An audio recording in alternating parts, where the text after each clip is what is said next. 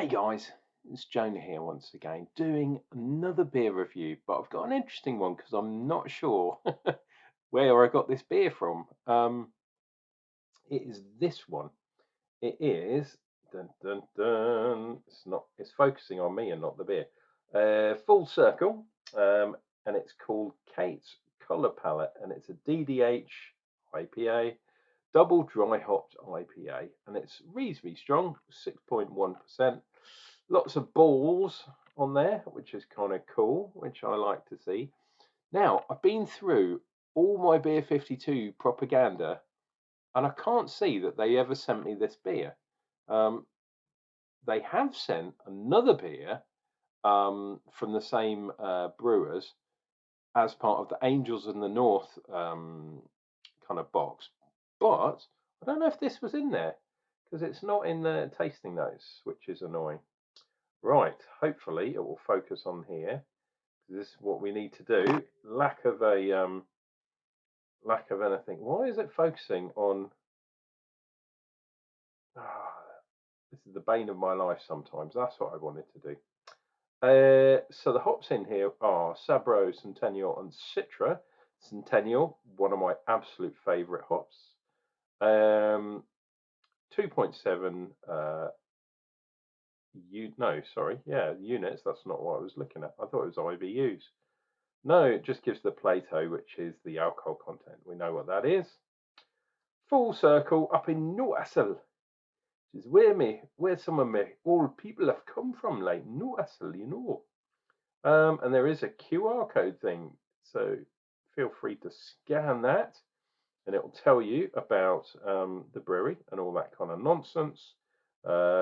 Should tell you about how it's suitable for vegans, unless they're pregnant vegans, in which case do not drink this beer around pregnant ladies. You will get into trouble. They're not in enough trouble as it is. So we've got barley, oats in there. What else have we got there? That's about it. It's just telling us the allergens, which is annoying. Anyway, I'm sure this is going to be a good beer, and it's in a 440. My God, been a while since I've had a 440, especially a six and a bit, over 6% beer in a 440. Ho ho ho! I tell you what, sometimes I go to the supermarket and I look to see what's on special offer. And last week there were a lot of things like ESBs and London Porters and stronger beers, sort of up 5.9, 5, 6 and a bit% beers on special offer. And I think, should I get into trouble if I drink too much? A lot of cheap beer, which is alcoholic. So I just went for cider instead. Even cheaper, even nastier. Arr, I'm probably not good for you, but hey, screw it. Right, let's go for a pour. Now this is a DDH IPA. Is it going to be? Normally, DDH IPAs are in the old style, but it might be a new style one. There we go, there we go. The cheesy grin.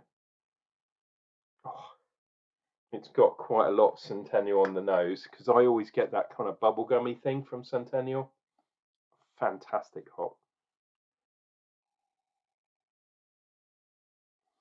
And I always get a little bit of peachy stuff as well because its parentage is from Cascade, I believe. It's sometimes called Super Cascade, which is fantastic. Not too much head. We'll call that a fingernail's head because it's fast disappearing. Lovely white colour though. And it is definitely a hazy beer. You cannot see Jack through there, which is cool because my name is not Jack, it's Jonna. Oh, lovely stuff. Bit of fruit in there too.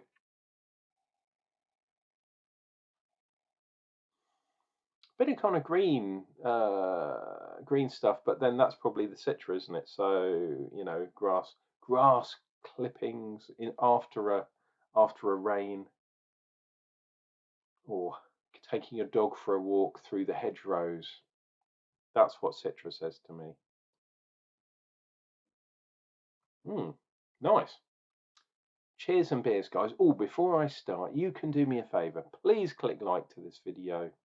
Click down below. If you're not a member of the Jonna Army so far, please flick the bell. My bell, not your bell. Or we could flick each other's bells. And subscribe. So that means you'll never miss out on another bell flicking video. This is not the first beer I've had this evening, dear viewer. Hopefully you will understand. Anyway, hopefully you're enjoying your Thursday. Cheers and beers. If this is New Brew Thursday, then enjoy whatever you're drinking. Let's dive in.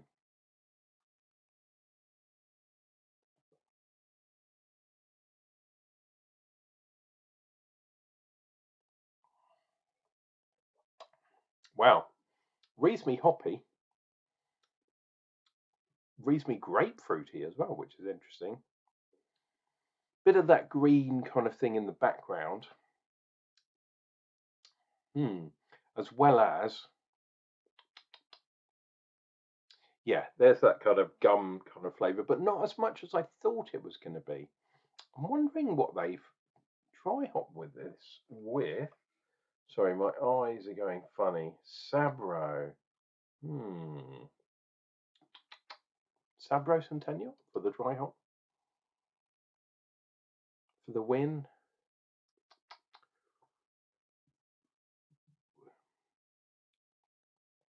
Really interesting though.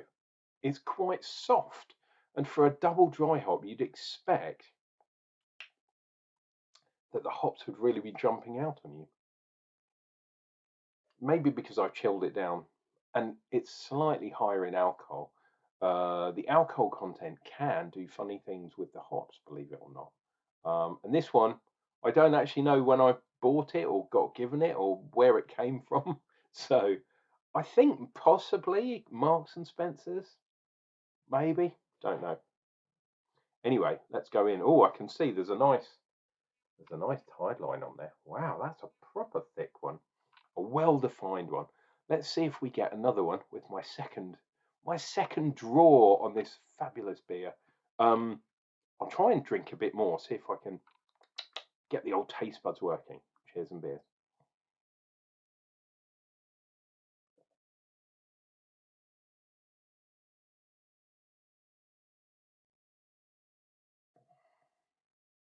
Oh,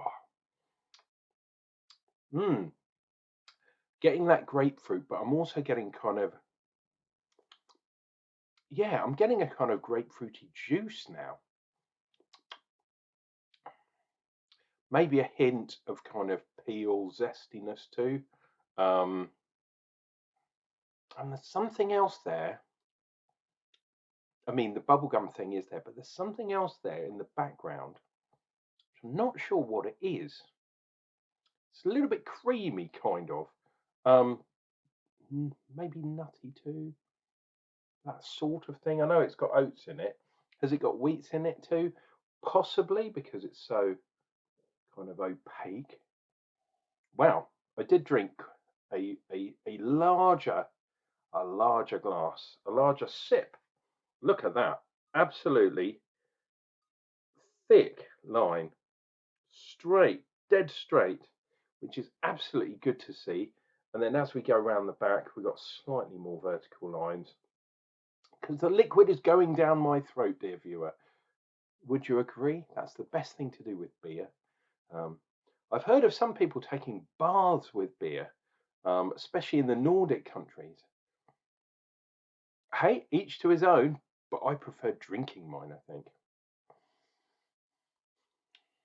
There's definitely something that's, oh, this is so annoying. Trying to pick something out of your brain, but it's like a nutty kind of thing going on. But it's not in your face. The in your face bit is obviously the grapefruity stuff. Cheers and beers. Let's go for some more.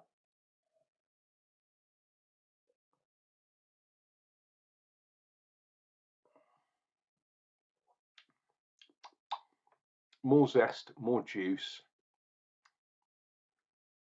And then just in that tail end is this odd, like I say, it's this weird taste. Not sure what that is. Never mind. And look, another thick tide line. So there's still the one from the initial, the second one, and then the third one.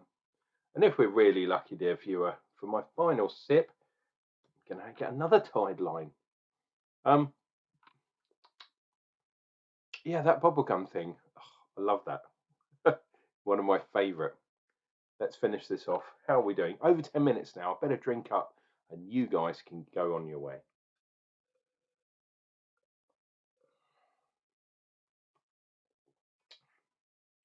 Yep, even another one down at the bottom. That is fabulous. I like that.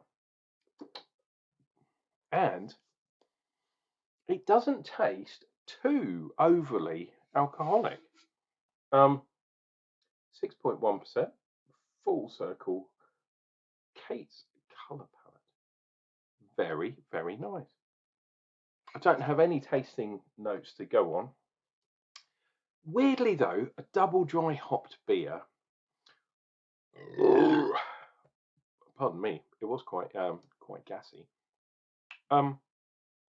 Yeah, I was expecting more. I was expecting more of a kind of fight with that one, but it was super smooth.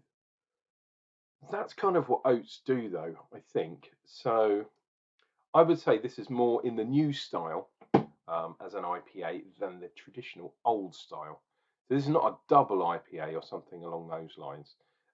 This is a kind of, yeah, a new style IPA that's been double dry hopped, shall we say.